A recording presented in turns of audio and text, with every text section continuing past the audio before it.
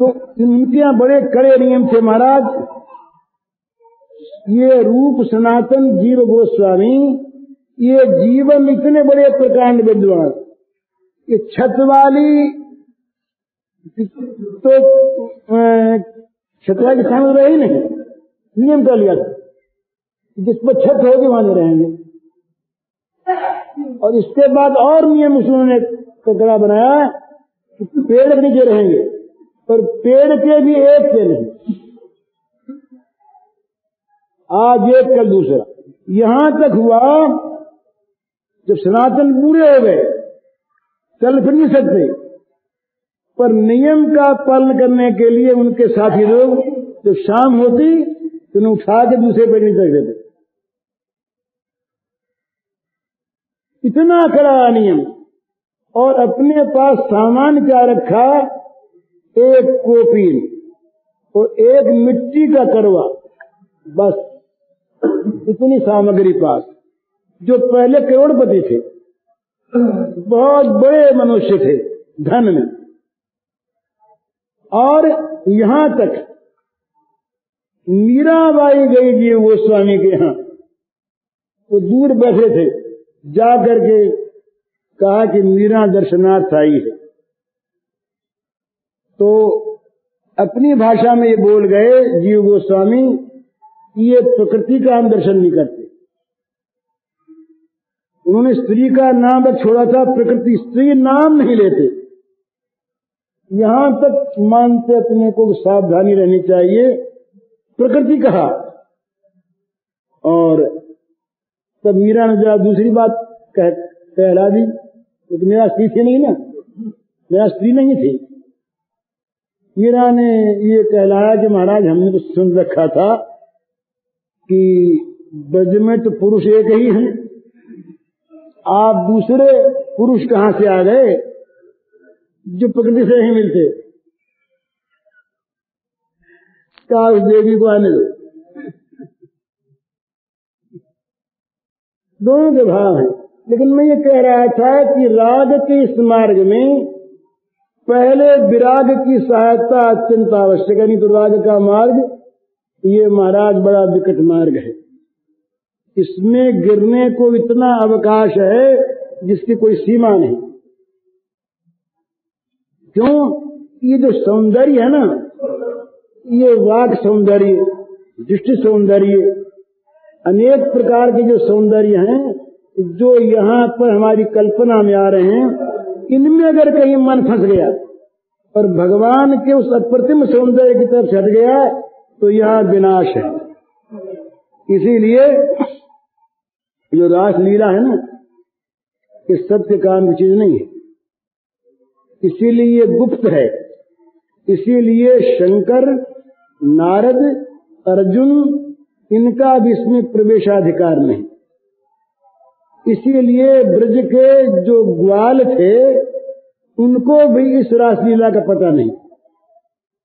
स्वान स्वान दारान देवों का सान, क्या एक श्लोक है, स्वपार्श स्वान क्या है, राज पंचाध्यायी में है कि गोपों ने अपने अपने धर्म पत्नियों को अपने घर में सोए हुए देखा।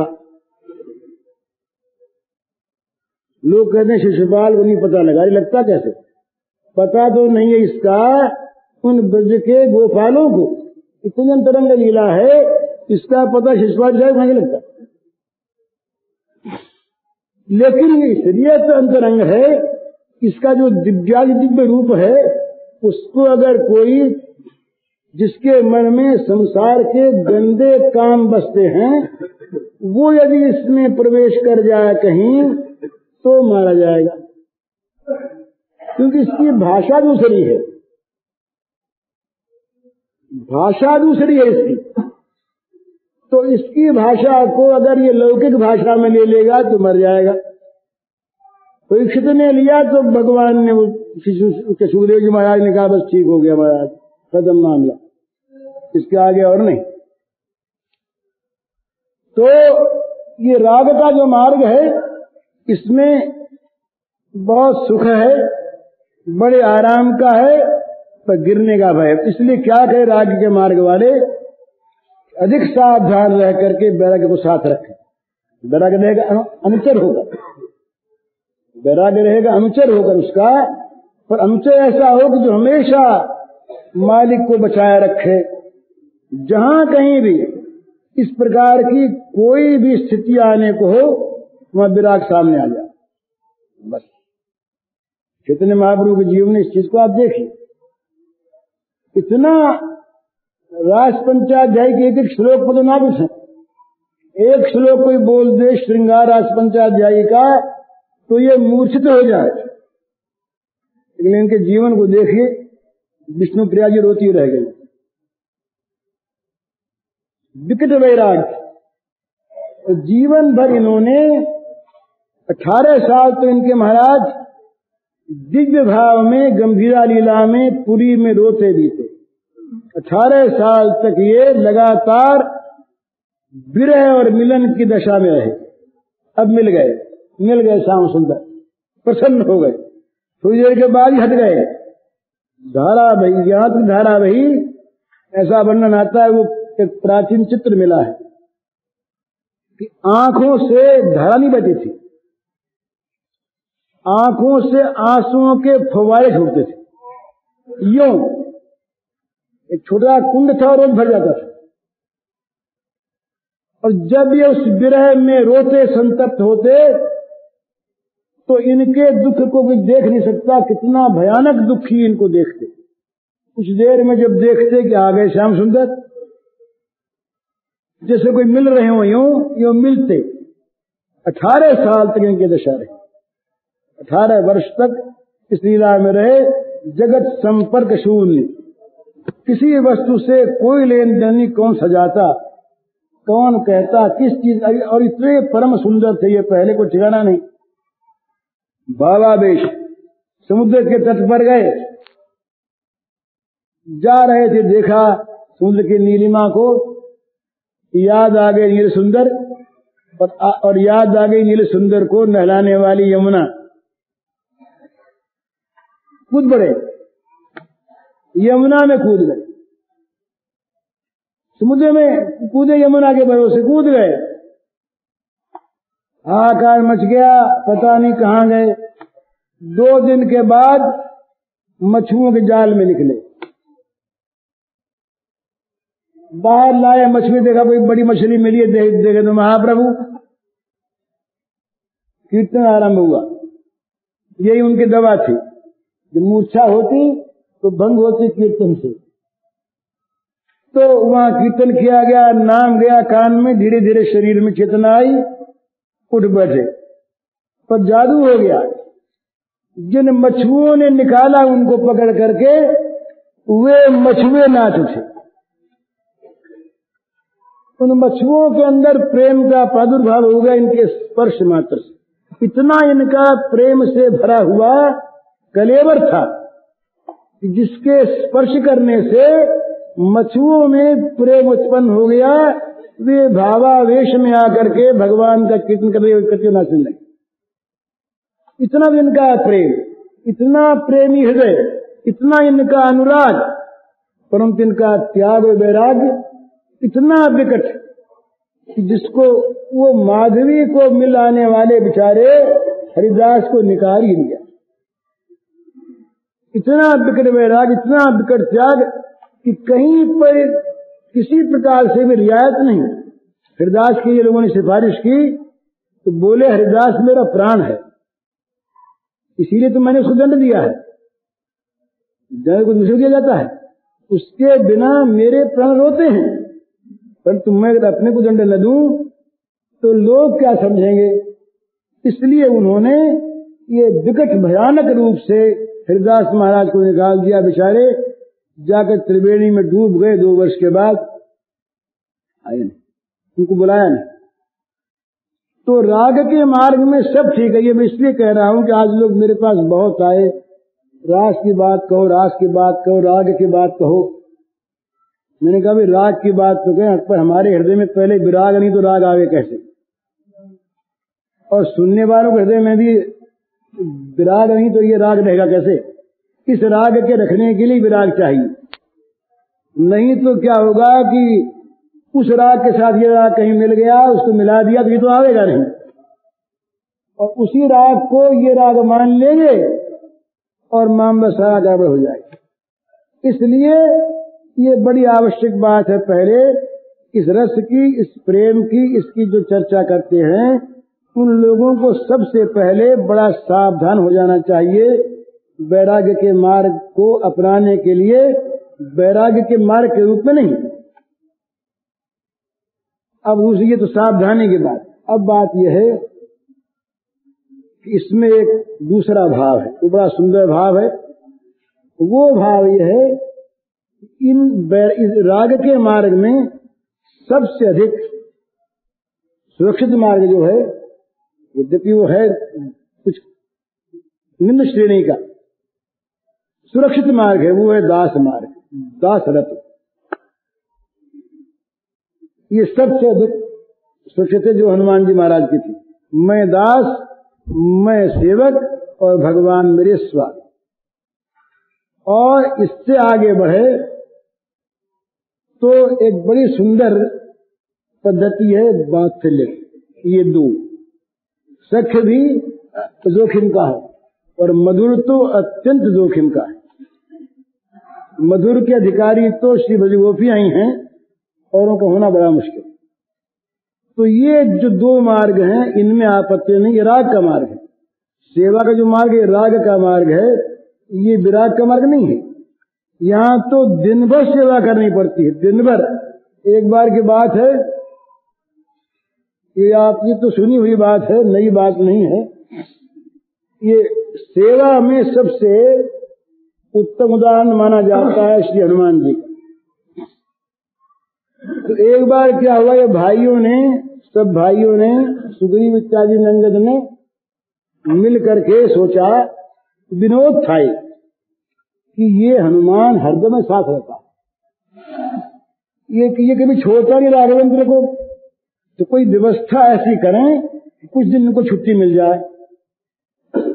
तो भगवान से कहा सुनी की, तो भगवान ने कहा भी क्या करें, उसके बिना हमारा काम चलते नहीं। तो वो अच्छी बात, हम लोग कोई ऐसी व्यवस्था कर देंगे आपके सारे कामों को हम लोग संभाल लें। बहुत दिन हो गए उनको यहाँ रहते, कुछ दिन वो आराम करें, उनको छुट्टी दे दी जाए, घर चले जाए। तो बोले अच्छी बात है, तुम व्यवस्था कर लो। तो उन्होंने जितनी सेवा के काम थे सबकी लंबी सूची बनाई और सबके सामने टाइम रखा। जैसे बैठने टाइम होता है ना, इतना बजे तक टाइम लगा दिया और सबके आगे नाम रख दिए। बोले भाई देखना लेना कोई बचे नहीं। सब ने सोच विचार करके 24 घंटे के पूरे काम रख दिए, छोटे मोटे सारे काम, और सबका समय रख दिया। समय नहीं बचा 1 मिनट, सब कामों के अलग अलग समय, और सबके सामने नाम रख दिया। हनुमान का नाम नहीं रखा। बोले महाराज जी हमने देखिए पूरी व्यवस्था कर दी, हनुमान जी को छुट्टी मिल जानी चाहिए, बहुत उन्होंने काम किया, कुछ दिन आराम कर लें, और सारा काम हमने सोच लिया है, सारी व्यवस्था हम कर लेंगे।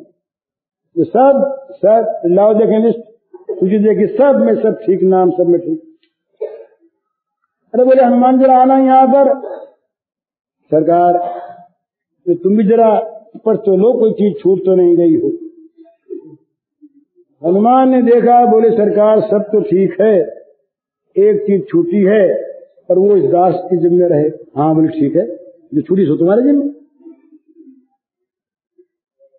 बोले महाराज आप जो हैं सरकार, ये कोई मामूली आदमी तो है नहीं, राजा धीराज हैं, सम्राटों के सम्राट हैं, तो सब कामों में सेवक रहते हैं। तो आपको जिस समय उबासी आवे, जमाई आवे, कोई सेवक सामने रहे, वो चुटकी बजा दिया करे। बोले भाई ये बात तो ठीक है, देखो हनुमान का नाम इस काम में। अब कोई क्या बोलते, छूटी गया था का हम तो यार किसी को आया नहीं। तो चुटकी बजाने का काम हनुमान के जिम्मे। तो लोगों ने पूछा महाराज समय कौन सा रखें? हनुमान जी महाराज आपके लिए कौन सा समय रखें? तो हनुमान जी बोले तो सरकार से पूछिए कब उबासी लेंगे। अरे हमें क्या पता कब का रखो, उबासी निकलवाएगी कि हमको आ गई कि सरकार से पूछो कि कब उबासी लेंगे, कब जमाई इनको आएगी। तो बोले महाराज फिर कौन समय रखे? ये भी कुछ समय होता है। तो रात में आ जा, दिन में आ जा, सोए में आ जा, खाते समय आ जा, उठते समय आ जा, भागते समय तब बोले ये देखो जब उबासी आवे तब तो समय लिख दिया कि जब भाई आवे तब। बोले तब जब आवे तब। तो बोले फिर इसका अर्थ ये हुआ कि महाराज हमारी ये ड्यूटी रही कि हम दिन रात आपके मुंह की तरफ ताकते रहे। आंखों पर सोते हो तो भी आपके सामने रहे और आप चलते हो तो आपके सामने सामने चले। आप दरबार में बैठे हो तो हमारी कुर्सी सामने रहे। आप भोजन करते हो तो हम सामने बैठे रहे। एक क्षण भर के लिए भी विराम नहीं। तो अब समझा उन शासन ने कि ये देखो हम तो आए थे कहीं छुट्टी दिलाने और ये तो आधों पर नियुक्त हो गए। हमारी तो सब ड्यूटी जो है वो तो दूसरे नंबर में रहेगी। कभी कभी कोई आवे, कोई 5 मिनट के लिए आवे, कोई 7 मिनट के लिए आवे, 10 मिनट के लिए आवे, अलग अलग काम करके अपना चला जाए। तो ये क्या चीज है? ये मजाक की बात नहीं है। जो सेवक होता है ना, जिसमें सेवा की सच्ची भावना होती है कि दासरथी जो है, उसमें एक ही बात होती है कि मुझको अपने स्वामी की सेवा करने का अवसर अहर्निश मिलता रहे, जीवन भर मिलता रहे, अनंत जीवन मिलता रहे। उसमें दूसरे की कोई आकांक्षा नहीं होती। तो ये जो सेवक होता है, ये सेवक क्या होता है? सेवक कौन है? जो निरंतर राग पूर्वक मालिक के अनुकूल कार्य करता है। राग पूर्वक इसलिए जिस सेवक में राग नहीं होगा, जो नियम का काम करेगा वो नियम का काम तो कर देगा, पर मालिक का कोई ऐसा काम जो नियम में नहीं है तो क्यों करेगा? पर अगर मन में राग है, ये मेरा स्वामी में अगर चित्त का राग है, स्वामी में अगर चित्त की आसक्ति है, अगर चित्त फंसा हुआ है तो वो समय नहीं देखेगा। हर समय हर एक काम में वो अपनी आवश्यकता मानेगा कि मैं न रहा तो अभिमान है उसके। राग ये अभिमान पैदा करता है कि मैं न रहा तो कौन करेगा इस काम को, मेरे बिना कौन करेगा, ये मैं करूंगा। वो अपने स्वामी पर अपना हक मानता है। जो सच्चा सेवक होता है वो कहता नहीं, तो स्वामी का अपने हकदार मानता है। लक्ष्मण जी ऐसे हकदार मानते थे। अब लक्ष्मण जी महाराज जो है ना, हकदार मानते थे हमेशा हमारा हक। तो इसी प्रकार से ये जो सेवा का मार्ग है, जो दासरथी है, ये राग मार्ग में ये बिना जोखिम की चीज तो ये है। क्या बजे हैं? ये राग मार्ग में जो दासरथी है ये बिना जोखिम की चीज है, इसमें कहीं कोई जोखिम है नहीं। तो राग मार्ग जो दासरथी है, इसमें एक बात जरूर है, इसमें मालिक की सेवा करने वाले सेवकत्व का तो अभिमान है, पर ये नहीं है कि मेरी शक्ति से मैं सेवा करता हूं। वो ये नहीं समझता कि मेरे पास ताकत है, मेरे पास सामग्री है, मेरे पास बुद्धि है, मेरे पास बल है, मेरी बुद्धि से, मेरे बलबूते पर, मेरी सामग्री से मैं सेवा करता हूं, ये अभिमान उसमें नहीं है। सेवकत्व का अभिमान है, लेकिन ताकत उनकी, बल उनका, बुद्धि उनकी, प्रेरणा उनकी, सामग्री उनकी, और कराने वाले भी वो। जब हनुमान जी से कहा ये राम जो है ना, ये बड़े ये भगवान ऋणी होते फिरते हैं, जल्दी जल्दी ऋणी हो जाते हैं। तो भगवान ने कहा हनुमान से कि हनुमान देखो भाई, तुमने जो काम किया, आहा, इतना तुमने अद्भुत काम किया कि उसका बदला चुकाने के पास हमारे पास कुछ नहीं। सुन कपि कोई उरिन मैं नाही, करि विचार देखा मन माही। प्रत्युपकार करूं का तोरा, सन्मुख हुए न सकत मन मोरा। बहुत आगे बढ़ गए। कर्जदार अपने महाजन के सामने मुंह नहीं करता, सिर नहीं करता। इन्होंने कहा सिर की कौन सी बात, ये तो नीचा है ही। तुम्हारे सामने मन करने में भी सब कुछ होती है। तुम इतने हमारे महाजन बड़े हो, हम तुम्हारे इतने कर्जदार हैं। बोले कर्जदार हैं तो कर्ज चुका दो ना सर। तो कहाँ चुका दें कैसे? करि विचार देखा मन माही, हमने सोचा अपने मन में क्या देख चुका मैं।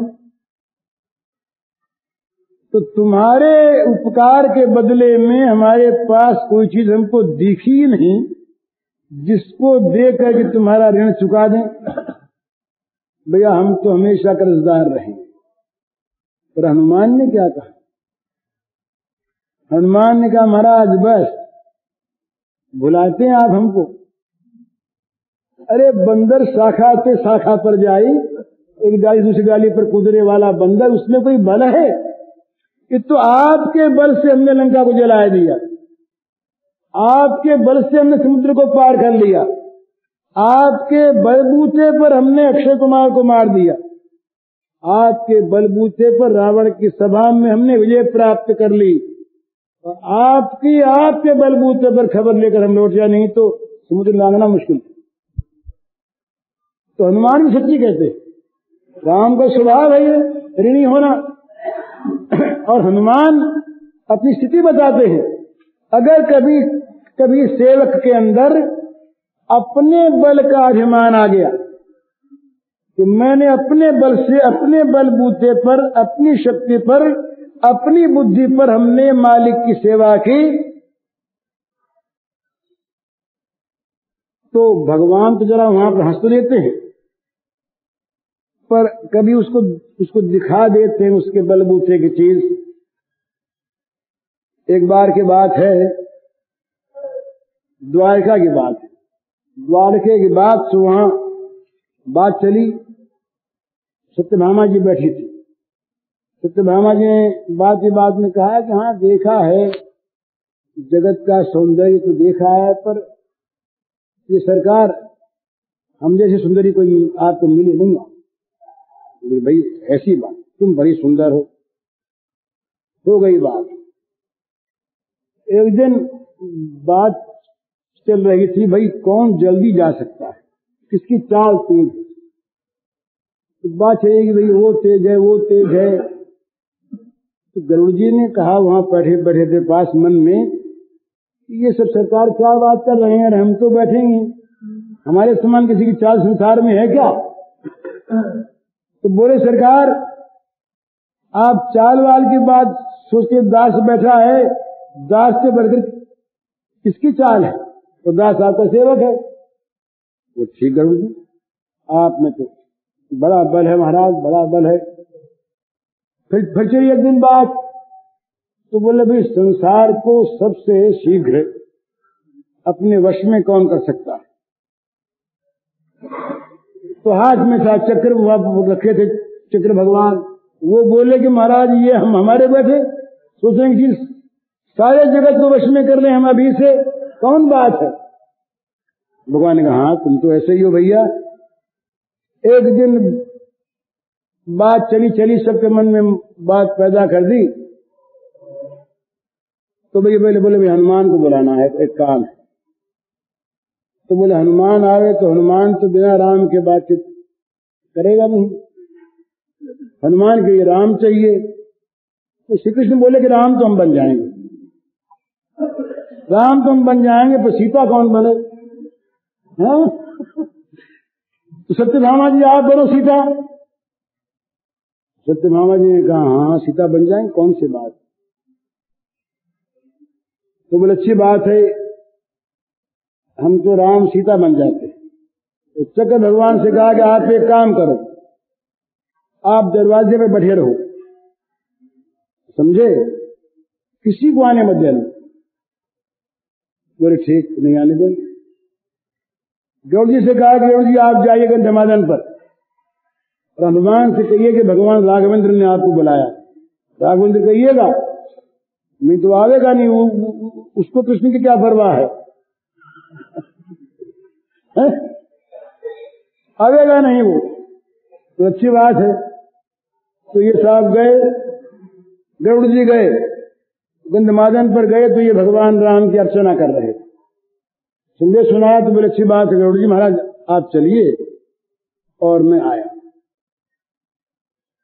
गरुड़ जी ने कहा कि क्या चलिए चलिए कहते हैं, मैं ले चलूं आपको, जल्दी बुलाया, मेरे साथ चलिए, बैठ गया। बोले आप चलिए तो महाराज आया मैं। बोले दिन लग जाएंगे आपको कहीं, क्या आया आपके पांख थोड़ी है, हमारे तो पांख है, न सही पांख, सरकार माफ कर देंगे, आप चलिए। तो गरुड़ जी पूरे बेग से चले। बोले ये हनुमान बहुत बोलता है, पहुंचेगा कई दिन के बाद, कह देंगे सरकार से कि वो आया नहीं। गरुड़ जी तो चलते ही रहे और हनुमान जी पहले पहुंच गए।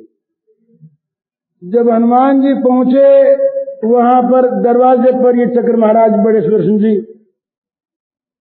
दाहिने कंधे पर खड़ा था, सरकार ने रोका है।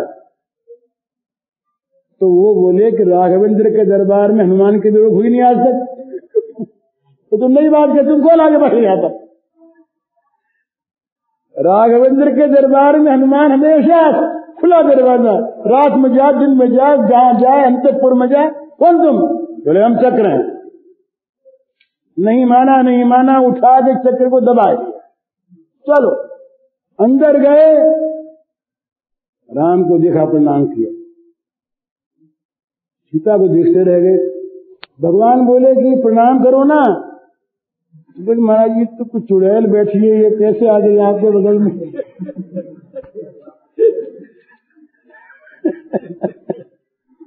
सत्यभामा जी तो वही झंडी हो गई। ज्यादा सौंदर्य था ना सत्यभामा जी का, उसको तो बताया चुड़ैल,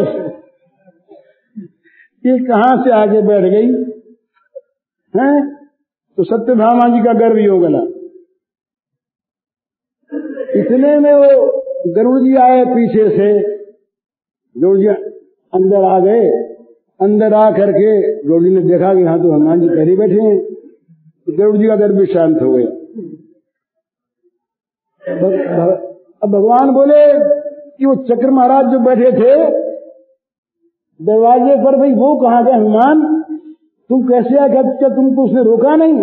अरे बोले महाराज ये देखो, ये चक्र महाराज देखो, मुंह बाके निकाल दिया। बोले पड़े अंदर। बोले कैसे हुआ? बोले बहुत चीजें पर करने लगा मेरे सामने। तो मैंने कहा कि राम के दरबार में हनुमान की रोक। हाँ बोले तुमने ठीक कहा। बोले कि देखो आगे निकाल के फेंक दिया। वो चक्र जी महाराज से नीचे करके बैठ गए।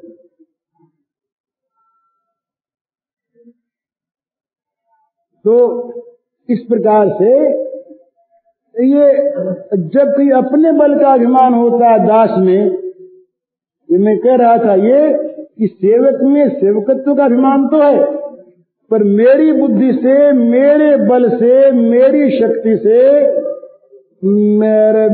और मेरी सामग्री से मैं सेवा करता हूं भगवान की, ये अभिमान नहीं होता। ये होता है कहीं पर तो ये गति होती है। इस प्रकार से तो दिखा देते हैं कि तुम मेरे बल पर काम कर रहे थे। एक बार बल आ गया इन पर। अर्जुन ने कहा महाराज ये क्या बात सुनते हैं आपकी, ये लंका जाने के लिए आपने समुद्र पर पत्थरों की पुल बांधी। उस समय बाण विद्या का विकास नहीं हुआ था मालूम होता। भगवान ने कहा वो बड़े जबरदस्त राक्षस थे, बाणवान टूट जाते तब। अरे बोले क्या टूट जाते, हम बांधते। बांधो भाई। इन्होंने बाणों का पुल बांधा और हनुमान जी से कहा देख लो, और बंधन नहीं।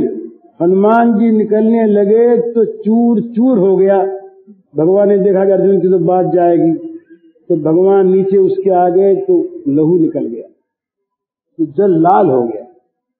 तो अर्जुन ने देखा कि महाराज ये लाल कैसे हो गया। अरे बोले देखो तो सही हमारी पीठ, ठीक क्या हो गया महाराज, आग घाव कैसे हो गया। अरे वो पुल तो टूट गई तुम्हारी हनुमान के एक से जाने से। हमने देखा कि अर्जुन की बदनामी हो जाएगी, हनुमान गिर पड़ेगा, तो हमने पीठ दे दी अपनी, तो छिल गई हमारी पीठ। अब बताओ तुम, ये एक बंदर था और वहां तो 56 कोटि तो यूथक बंदर थे। हनुमान से दिखे कितने बंदर थे। अर्जुन जी का भी शांत हुआ, बोले ठीक है महाराज। तो जहां भी ये सेवक जो हैं ये अपने बल की बात कहते हैं, वहां तो बस भगवान देखते हैं अभी जरा सा ठीक मार्ग पर नहीं रहा। और नहीं तो सेवक का जो धर्म है वो यही है कि स्वामी की निर्बाध सेवा करना, निरंतर सेवा करना, आठों पहर सेवा करना, और सेवा में अपना बल मानना नहीं, अपनी बुद्धि मानना नहीं, अपनी सामग्री मानना नहीं। स्वामी की वस्तु, स्वामी की प्रेरणा, स्वामी का बल, स्वामी की बुद्धि। मैं तुच्छ सेवक और मुझे सेवा का हक दे दिया भगवान ने, ये कभी नहीं छोड़ूंगा, नहीं छोड़। तो सेवा को नहीं छोड़ता, ये है सेवक का धर्म। दासरथ, इसमें राग न हो तो वो सेवा अष्टपहरी नहीं होती। अष्टपहरी सेवा होती है ये वैष्णवों के यहाँ, अष्टपहरी सेवा, अष्टयाम। तो अष्टयाम में जो करते हैं ना, ये बड़ा सुंदर करते हैं, पर याम के अलग अलग करते हैं। और उनका मतलब यह है कि आठों याम ही चलती रहे, विराम बीच में हो ही नहीं। अरे जिस समय सोए उसमें पंखे चलते रहे। सेवा में कभी विराम यदि हो गया तो सेवा भग्न हो गई। तो ये भक्त लोग जो हैं, इनके लिए भगवान हमेशा काम रखते हैं कि जिसमें आठों पर इनको सेवा करने का अवसर मिलता रहे, और ये उसी में इनको सुख मिलता। कहीं सेवा से वंचित हुए क्षण भर के लिए तो बड़े दुखी हो जाते हैं। तो ये जो दासरथी है, ये दासरथी बड़ी बेजोखिम की चीज। इसमें मालिक का सहारा, मालिक का बल, उनके बल बूते में सब करें। बोले किसके बल पे करते हो? बोले राम के बल पर, बस शांत हो गए। उस दिन आप सुना रहे थे ना, मैंने सुना नीचे से, लक्ष्मण जी महाराज बड़े बढ़ कर बोले, बढ़ के बहुत बोल गए। बात ठीक थी, उनका बड़ा प्रेम था, रामानुराग था, कहा नहीं गया जनक का वचन, वीर विहीन मनी मही में जानी। तो ये जनक की वाणी उन्हें बड़ी असह्य हो गई।